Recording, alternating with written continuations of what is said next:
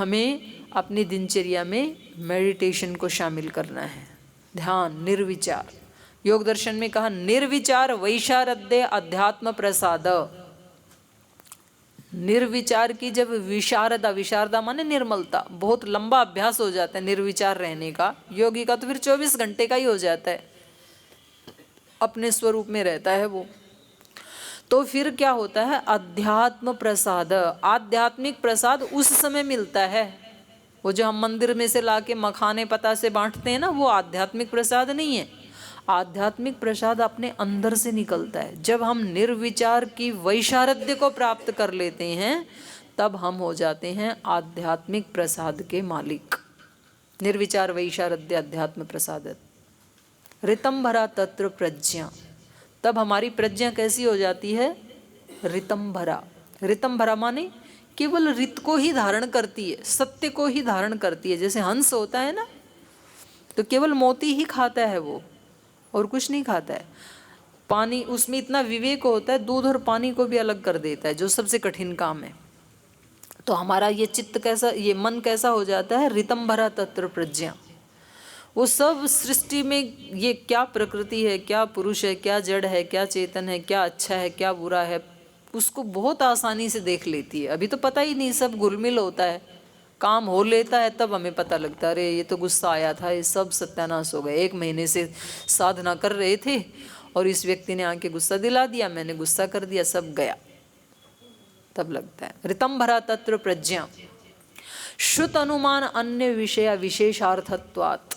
और ये जो ऋतंभरा प्रज्ञा से जो ज्ञान हुआ मुझे, ये श्रुत अनुमान अन्य विषय, श्रुत माने जो सुना हुआ ज्ञान है, पुस्तकों में पढ़ा, योग दर्शन में पढ़ा, ये ज्ञान कैसा है, श्रुत। और अनुमान वाला कैसा होता है, जैसे बादल हैं तो बारिश होगी, ये है अनुमान। तो सुना हुआ और अनुमान से जो हम जानते हैं उससे ये ज्ञान विशेष होता है, अन्य होता है, जो अंदर अपनी प्रज्ञा से उत्पन्न होता है ना। इसलिए हमारे ऋषियों ने कहा सारे वेद अंदर ही हैं, तस्मिन् ऋचे साम यजुंसी यस्मिन् प्रतिष्ठिता रत्ना भाविवारा। निर्विचार वैशारद्य अध्यात्म प्रसाद, ऋतंभरा तत्र प्रज्ञा श्रुत अनुमान अन्य विषय विशेषार्थत्वात् तज्जय संस्कारो अन्य संस्कार प्रतिबंधी। अब इस प्रज्ञा से जो मेरे अंदर संस्कार पैदा होंगे, वो पीछे के जो गलत गलत संस्कार थे उनके लिए बैरिकेड बन जाएंगे, उनके प्रतिबंधी, उनको रोक देने वाले। और तस्यापि निरोध है सर्व निरोधान निर्बीज समाधि। जब उसको भी, प्रज्ञा वाले भी संस्कार को रोक दिया, तो अब बिल्कुल निर्विचार होने से फिर निर्बीज समाधि लग जाती है योगी की। तो ये योगी कोई हिमालय में रहने वाले ही योगी बने ऐसा नहीं है, हम सब आत्माएं वैसी ही योगिनी आत्माएं ही हैं। तो सबसे पहले तो हमें ये विश्वास करना पड़ेगा, नहीं तो हमने अपना मेंटेलिटी क्या बना ली, अजय हम तो घर गृहस्थी में रहने वाले लोग हैं, हम कहाँ समाधि लगाएंगे। क्यों नहीं लगाएंगे, आप भी तो वही आत्मा है। ठीक है, काम के लिए भगवान ने आपको यहाँ सेवा करने के लिए, घर में दिल्ली में सेवा करने के लिए जिम्मेदारी दी है, किसी को हिमालय में दी होगी। तो इसमें ये सारी धरती ईश्वर की ही है, ब्रह्म कोई हिमालय में है और दिल्ली में नहीं है, ऐसे थोड़ा ही है, सब जगह है। तो हमें इतनी उच्च चेतना में रहते हुए, जैसे श्रद्धेय स्वामी जी महाराज ने बताया, ऐसी उच्च चेतना में रह करके उच्च चेतना वाले लोगों का फिर एक संगठन बनाना। संगठन में बहुत बड़ी शक्ति होती है। कोई काम अकेला व्यक्ति नहीं कर सकता है। कोई आवाज़ उठाएं, कौन सुनेगा। आप चौराहे पे, सड़क पे जाके खड़े होकर के कोई बात कहें, कौन सुनेगा आपकी बात। और आप सारी बहनें रोड पे खड़ी हो जाएं तो हर गाड़ी जाने वाली आपकी तरफ देखेगी, 2 मिनट रुकेंगे, भाई क्या हो रहा है यहाँ। संगठन में शक्ति होती है। छोटी सी चींटी, उसको कोई भी पैर से कुचल दे बेचारी को, और वो छोटा सा प्राणी जब संगठित हो जाते हैं तो उनके घर के ऊपर कोई खड़ा हो सकता है क्या। सारी चींटियां ऊपर चढ़ जाएंगी, सबको डर लगता है भाई इसके ऊपर खड़ा नहीं होना। ये संगठन की शक्ति है। एक एक तार को मिला के झाड़ू बनाते हैं, वो पूरे घर की सफाई कर देती है। और उसके एक एक तार पूरे घर में बिखर जाएं तो उसको फिर उठा के डस्टबिन में डाल देंगे। मधुमक्खी इधर उधर घूमती है, यहाँ आ जाए होल में तो आप उसको मार देंगे। लेकिन वही मधुमक्खियां जब इकट्ठी हो जाती हैं तो उसके घर में कोई पत्थर मार सकता है क्या? नहीं मार सकता है। ये संगठन की शक्ति है। हमारा पूरा शरीर योगी का ये भी एक संगठन है। जो योगी व्यक्ति होते हैं उनका शरीर, उनके पैर, उनके हाथ, उनके विचार, उनकी वाणी, उनकी दृष्टि, उनके श्रोत्र सब संगठित रहते हैं। संगठित होकर के चलता है पूरा सिस्टम, वो योगी है। और जो योगी नहीं है, मन कुछ कह रहा है, वाणी से कुछ बोला जा रहा है, हाथ पैर से किसी की पिटाई हो रही है, पैर कहीं और जा रहे हैं, दिल कहीं और जा रहा है, दिमाग कहीं और जा रहा है। बोल जी क्या करूं, काबू ही नहीं लग रहा है। भाई किसी काबू किसी दूसरे को थोड़ी करना है, खुद को ही तो करना है। और जो खुद को काबू नहीं कर सकता है वो कभी दूसरे को काबू कर लेगा, ये तो सपना ही निकाल देना। हमारा पूरा जीवन किस पे होता है? दूसरे को कैसे कंट्रोल करूं, पति को कैसे कंट्रोल करूं, पत्नी को कैसे करूं, बच्चों को कैसे करूं, बॉस को कैसे करूं, प्रभारी को कैसे करूं, एम्प्लॉयज को कैसे करूं, कार्यकर्ताओं को कैसे करूं। किसी को मत करो, अपने आप को कर लो, बाकी सब कंट्रोल अपने आप हो जाएगा। दूसरों को जीने दो, आपके पास कुछ अच्छा होगा वो अपने आप ले लेंगे, उनको उनके अनुसार चलने दो। तो ये मैंने 4 चीज़ें लेके शुरू में हम चले थे। रोग, रोग का कारण, आरोग्य, आरोग्य के उपाय। रोग हैं शारीरिक मानसिक, उसके कारण शरीर के अलग बताए, मन के अलग बताए। और आरोग्य की अवस्था ये है जो मैंने योगी वाली बताई, ये है हमारी असली अवस्था, योगी होना, समता में जीना। देखो जीवन में तो सब कुछ आएगा, सर्दी भी आएगी, गर्मी भी आएगी, बारिश भी आएगी, बसंत भी आएगा, सुख भी आएंगे, दुख भी आएंगे। आप एक को हटाओगे फिर 3 आएंगे। इसलिए कभी ये मत सोचना कि मरण, अब तो बस सारे दुख हट गए। मरण पर्यंत आते रहेंगे, उनका स्ट्रक्चर चेंज होता रहेगा। दिन भी आएंगे, रात भी आएंगी। आपको दिन दिन चाहिए ऐसा नहीं हो सकता है, हर दिन के साथ एक रात जुड़ी हुई, ये आएंगे जीवन में। लेकिन आप उनसे अलग हैं। मात्रा स्पर्शास्तु कौन्तेय, ये जो आने जाने वाले हैं ये सुख दुख कैसे हैं? आगामी अपाइनो, तस्मात् तान तितिक्ष। उनको सहन कर, इसलिए उनमें समता में रह। तू अपने आप को इन्वॉल्व मत कर उनके साथ। जैसे ही हम बहुत ज़्यादा उसके साथ चिपक जाते हैं ना, तादाद में हो जाता है, फिर हम उसको नहीं हटा सकते। आपने देखा होगा कभी आपके जीवन में कोई समस्या आई और आप उस समस्या को अपने मित्र के साथ, अपनी माँ के साथ, या जो भी व्यक्ति जिस पे आप विश्वास करते हैं उसके साथ आप शेयर करते हैं कि क्या करूँ, ये मुसीबत आ रही है, आप बताओ। जिसके ऊपर आप विश्वास करते हैं उससे आप शेयर करते हैं। और जिससे आप शेयर कर रहे हैं वो कोई बहुत योगी तपस्वी नहीं है, आपको पता है वो मेरे ही जैसा है, लेकिन फिर भी आप शेयर कर लेते हैं। और जिसके साथ आपने शेयर किया वो कभी कोई सॉल्यूशन देता है और आपके जीवन का समाधान हो भी जाता है। और वही समस्या जब कभी उसके जीवन में आई तो वो अपनी समस्या का समाधान नहीं कर पाया जिसने आपको सॉल्यूशन दिया था। इस समय वो आपको कहता है और आप भी उसकी समस्या का समाधान कर देते हैं। आप कहते हैं ऐसे कर लो। तो ये कैसे हो जाता है? जब हमारे ऊपर आई तब हम उसको सोल्व नहीं कर पाए। जैसे उदाहरण के लिए मान लो आप यहाँ मीटिंग में आए और आपका मोबाइल खो गया, किसी एक बहन का खो गया, और वो दूसरी बहन से कह रही है कि मेरा तो मोबाइल खो गया, क्या करूं? तो क्या उत्तर देंगे आप? बताइए जरा, अपना अपना बताओ। हाँ जी, मोबाइल खो गया, क्या करें? कोई बात नहीं, दूसरा ले लेंगे, ऐसे बोल रही हैं जी। नंबर क्या था वो बताओ, डायल कर देते हैं, क्या पता मिल ही जाए। FIR कर देंगे। नहीं मिला नहीं ना, खोज लिया, अब क्या करें? समाधान पूछ रही हूँ। सिम लॉक करवाएंगे। मेरी शॉल हो गई थी मंदिर में, तो मुझे मेरी बहन ने, मतलब जो मेरे साथ गई थी, उन्होंने सांत्वना दी कि वो जाना था, वो कोई ना कोई यूज करेगा। हाँ, बोले जाना था, वो चला गया, कोई ना कोई तो यूज करेगा। ये भी एक सॉल्यूशन है। मोबाइल खो गया, किसी के तो पास गया, वो उसी का ही था, चला गया। चिंता नहीं चिंता नहीं करनी, माता बहन जी बोल रही हैं, चिंता मत करो, गया तो गया।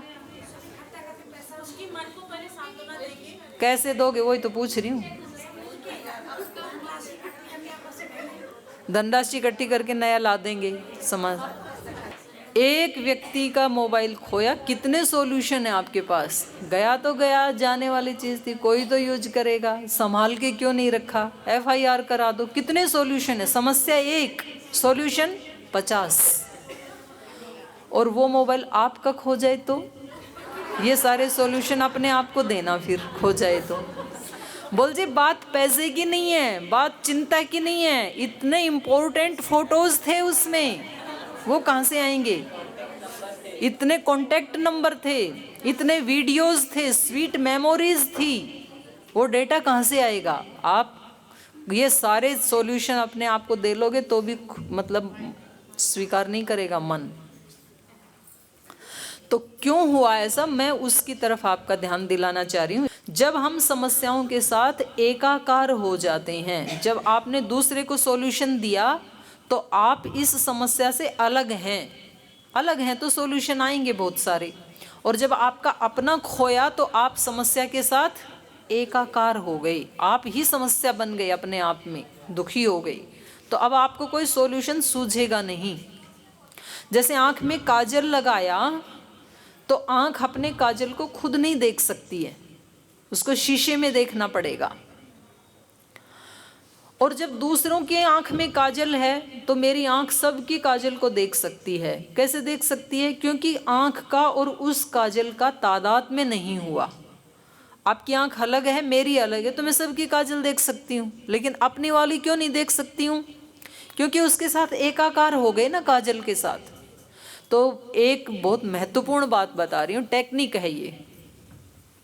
जब आप ध्यान में बैठते हैं ना, मैंने कहा निर्विचार कैसे हूँ, और ये कोई नई चीज़ नहीं है, नई टेक्निक नहीं है, पुरानी है ये। इसी को प्रेक्षा ध्यान कहते हैं, विपश्यना ध्यान कहते हैं, दृष्टा भाव कहते हैं। आप आराम से बैठ जाओ किसी भी पोज में, पैर फैलाओ किसी भी आसन में, कुर्सी पे, कैसे भी, लेकिन कमर सीधी रहनी चाहिए, बस इतनी शर्त है।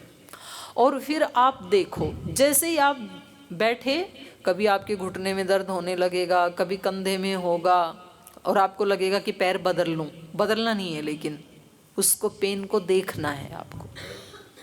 फिर कभी खुजली चलेगी, जब बिल्कुल चली नहीं, सुबह से कहीं खुजली, और यहाँ बैठते ही खुजली चलेगी, लेकिन उसको खुजाना नहीं, उसको देखना है कहाँ चल रही है। कहीं पेन होगी, कहीं खुजली होगी, दर्द होगा, दुखन होगी, उसको जस्ट देखना है। और आप देखेंगे 2-3 मिनट के बाद खुजली भी गई, दर्द भी गया, देखने मात्र से। ये शरीर की संवेदनाएं हैं। फिर मन में संवेदनाएं आएंगी, मन कहेगा कि चलो उठो ना, क्यों टाइम वेस्ट कर रहे हो। देखना, उसको सुन लेना, लेकिन वैसा करना नहीं। फिर मन कहेगा कि नहीं, ऐसे कोई ध्यान थोड़े लगते हैं, मन में तो वही विचार आ रहे हैं, क्या फ़ायदा ऐसे बैठने से। उस विचार को भी देख लेना, देखना आप, जस्ट जो भी आए उसको देखना। और आप देखेंगे थोड़ी देर के बाद आप निर्विचार हो गई। और अब आप चीज़ों को अलग होकर के देख सकते हैं। और ये ट्रिक है, इसको डेवलप करते जाना, और दिन में जागती हुई आँखों से भी देखना कि अब मेरे को गुस्सा आ रहा है, अब मेरे मन में घृणा उठ रही है, अब द्वेष उठ रहा है, अब तनाव हो रहा है।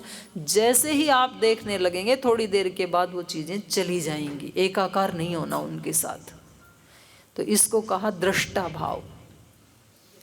तो हमें संगठन में कैसे कार्य करना है, एक दृष्टा भाव में रहते हुए, एक योगी की तरह रहते हुए, अपने आप को उत्कृष्ट। संगठन में बहुत बड़ी शक्ति होती है, अच्छे लोगों को बहुत ज़्यादा एकत्रित करना। और आज लोगों को आवश्यकता है, वो चाहते हैं कि कुछ ऐसे किसी ग्रुप के साथ जुड़ूं जो मेरे जीवन का उत्कर्ष कर सके। कहाँ कहाँ नहीं जा रहा है व्यक्ति, आश्रमों में जा रहा है, गुरुओं के पास जा रहा है, सोशल मीडिया पे जा रहा है, क्योंकि उसको चाहिए और मुझे भी चाहिए। तो क्यों ना वो जो ढूंढ रहे हैं, जिसको हम ढूंढ रहे हैं, क्यों ना हम खुद ही वो बन जाएं। आप क्यों ना भगवान से ऐसी प्रार्थना करें कि भगवान मुझे एक ऐसी आत्मा बनाना जो मैं मेरी ही तरह से खोजने वाली हजारों नहीं, लाखों नहीं, करोड़ों आत्माओं की सहायता करने में निमित्त बनूं, ऐसी आत्मा मुझे बनाना।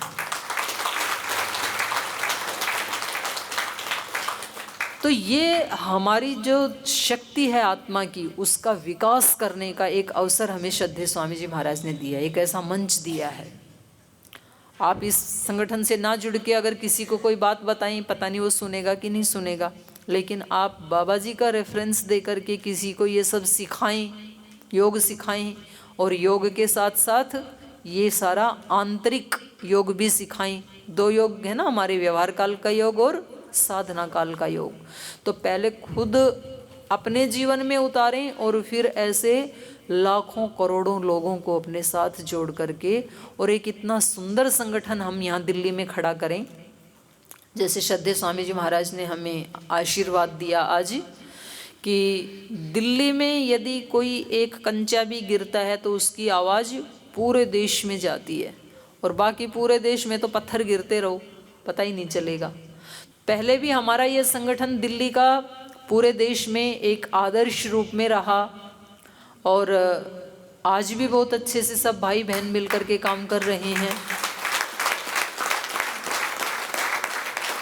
लेकिन भाई बहनों, अच्छाई की कोई सीमा नहीं होती है। कितने अच्छे बने उसकी लिमिट क्या है? कितने अच्छे बने, लिमिट क्या है? आकाश उसकी लिमिट है। तो आकाश की कोई लिमिट माप सकता है क्या कितना है? आप जाओ हेलीकॉप्टर में जाओ, फिर फ्लाइट में जाओ, बादलों की एक लेयर नीचे, फिर एक आपके साथ साथ एक उसके भी ऊपर, फिर उसके भी ऊपर नीला दिखता है। कोई उसकी लिमिट नहीं है कितना है आकाश। इसलिए हमारी अच्छाइयों की भी कोई लिमिट नहीं है, अनलिमिटेड हम अच्छे बन सकते हैं। तो आज जो ये बैठक हमने रखी, इसका उद्देश्य यही है। हमारा श्रद्धेय स्वामी जी महाराज का जो एक सबसे प्रमुख वाक्य है, आत्म विकास से राष्ट्र विकास, आत्म उन्नति से राष्ट्र उन्नति। हमारी शुरुआत वहीं से की श्रद्धेय स्वामी जी महाराज ने। तो उन्नति शुरू कहाँ से होगी? आत्मा से, अपने आप से। और जितने जितने आप उन्नत होते जाएंगे, निश्चित रूप से दूसरों को उसका लाभ मिलेगा ही। कोई दीपक जलता है तो आसपास की चीज़ों को तो प्रकाश में लाता ही है। कोई फूल खिलता है तो वहाँ पहुँच ही जाएंगी मक्खियाँ तो अपने आप शहद लेने के। आप खिलो, बस आपका काम है। जहाँ भी हो, आप जंगल में हैं तो वहाँ भी खिलें। आपकी वो जो गंध है वो हवा के साथ अपने आप आ जाएगी और लोग ढूंढ लेंगे अपने आप आपको। आप किस गली में, मोहल्ले में रहते हैं, किस मकान में रहते हैं, किस पद पे रहते हैं, ये ज़्यादा महत्वपूर्ण नहीं है। आप जहाँ भी रहते हैं वहाँ आप अपने आप को ऐसे खिलाओ और लोग आपको ढूंढ लेंगे, ले लेंगे अपने आप आपका लाभ। तो ज़्यादा सुधार करने की टेंशन ना लें, सेवक बने हम और सुधारक अपने बने। सुधारक अपने और सेवक दूसरों की। अज्ञान में उल्टा होता है हमारे से, सेवा सब हमारी करें और सुधार हम दूसरों का करें, अपना ना करें। उल्टा करना है इसको योगी को। सुधार हम अपना करें, सुधारक अपने बने और सेवा दूसरों की। और सेवा तो होती है फिर अनजाने में ही होती है। फिर अब सूर्य के पास अंधकार नहीं है तो सूर्य जहाँ भी जाएगा प्रकाश देगा ही, क्योंकि उसका स्वरूप ही प्रकाश स्वरूप है। जो व्यक्ति खुद आनंद स्वरूप है वो दूसरे को क्या देगा? आनंद ही देगा। तो ये सेवा हम किस लिए सेवा करते हैं? आत्म विकास के लिए। और उससे भी एक अगली बात और कहती हूँ मैं, ये बात कह के मैं अपने वक्तव्य को विराम दूंगी। हमें सेवा करके, साधना करके आत्म साक्षात्कार करना है। इस भाव से हम सेवा, साधना आदि ना करें, बल्कि आत्म स्वरूप में रहते हुए मुझे सेवा करनी है। अपने स्वरूप में रहते हुए सेवा करनी है। तो वो सेवा कैसी होगी? फिर उत्कृष्ट कोटि की होगी। अपने स्वरूप में रहते हुए, वो कोई उधार थोड़ी लाना है अपना स्वरूप। मैं हूँ ही अपना स्वरूप। तो उस स्वरूप में प्रतिष्ठित रह करके, आत्म साक्षात्कार के स्वरूप में प्रतिष्ठित रह करके ही साधना करना, ध्यान करना। ध्यान करते समय कैसे बैठना है? मैं एक योगिनी हूँ, उस रूप में ध्यान करना है। ध्यान करके योगिनी बनूंगी ऐसा नहीं, योगिनी होके ध्यान करना है। सेवा करके मैं सफल बनूंगी ऐसा नहीं, सफल होके मुझे सेवा करना है, सुखी होके सेवा करना है मुझे। फिर वो सेवा क्या होगी? हमारे व्यक्तित्व की सुगंध होगी, सहज होगी, उसमें टेंशन नहीं होगी। फिर उसको कितने दिन करूं, प्रतिकूल परिस्थिति आ रही है तो छोड़ दूं कि रखूं, पद से इस्तीफा दे दूं कि पद पे रहूं, ये विचार नहीं आएंगे। फिर आप हर परिस्थिति को एक्सेप्ट करेंगे और हर परिस्थिति का रेस्पेक्ट करेंगे। देखो, कोई भी चीज हमारे जीवन में आती है उसके दो ही कारण होते हैं, प्रतिकूल। अनुकूल में तो कोई पूछता भी नहीं है ये क्यों आ गया सुख मेरे जीवन में, ऐसे कौन पूछता है? कोई नहीं पूछता। प्रतिकूल में पूछता है व्यक्ति कि मेरे जीवन में ऐसे क्यों आया। तो उसके दो कारण हैं।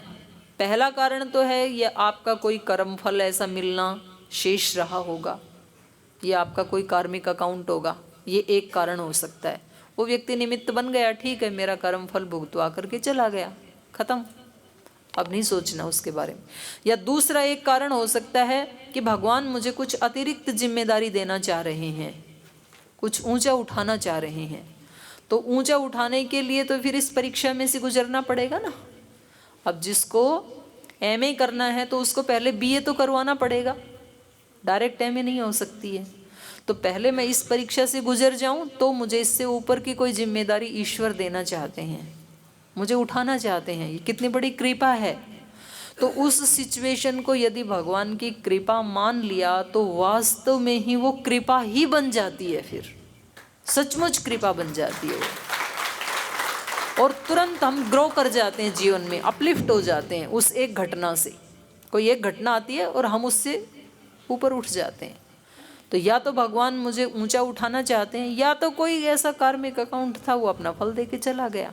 तो दो ही रूप में, हम कोई तीसरा रूप ना लें प्रतिकूल परिस्थिति का। तो फिर इस तरह से जब हम प्रतिकूलता को भी इतने सहज स्वीकार करने वाले होंगे तो फिर हमारी वाणी से, हमारे हाथ से, पैर से, दिमाग से, कर्म से जो कुछ भी होगा वो योग ही होगा, वो सेवा ही होगी। तो हमें योग केवल 1-2 घंटा नहीं करना है, हमें योग कितना करना है? 24 घंटे, जागती हुई आंखों से भी योग, आंख बंद करके भी योग। इसलिए मैंने एक लाइन आपको लिखवाई, योगी और योद्धा को कैसा होना चाहिए? Extra alert, not only alert, extra alert, अतिरिक्त सावधान। तो ये मेरा सौभाग्य है, श्रद्धेय स्वामी जी महाराज की कृपा से इतना सुंदर हॉल मिल गया हमें बैठने के लिए, इतने अच्छा मंच मिल गया। आप सभी योगी आत्माओं का लाइव दर्शन करने को मिला, ये मेरा सौभाग्य है सेवा करने वालों का। आप कहते हैं कि आपको मुझसे प्रेरणा मिलती है, मैं कहती हूँ कि मुझे आप सबको सेवा करते हुए देख करके प्रेरणा मिलती है। क्योंकि देखो, हम तो सन्यासी हैं, पहले ब्रह्मचारी थे, अभी सन्यासी बन गए। तो पहले भी सिंगल ट्रैक था, सेवा ही करनी है और कुछ करना है नहीं जीवन में, भगवान का ही काम करना है। अभी तो और ज़्यादा हो गया सन्यासी होने के बाद। तो हम सेवा करें तो ये कोई ज़्यादा बड़ी बात नहीं है। सन्यासी और क्या करेगा? सेवा नहीं करेगा तो सेवा ही करेगा। लेकिन आप गृहस्थ में रह करके 50 तरह की जिम्मेदारियों को निभाते हुए और फिर सेवा करते हैं, ये बहुत बड़ी बात है।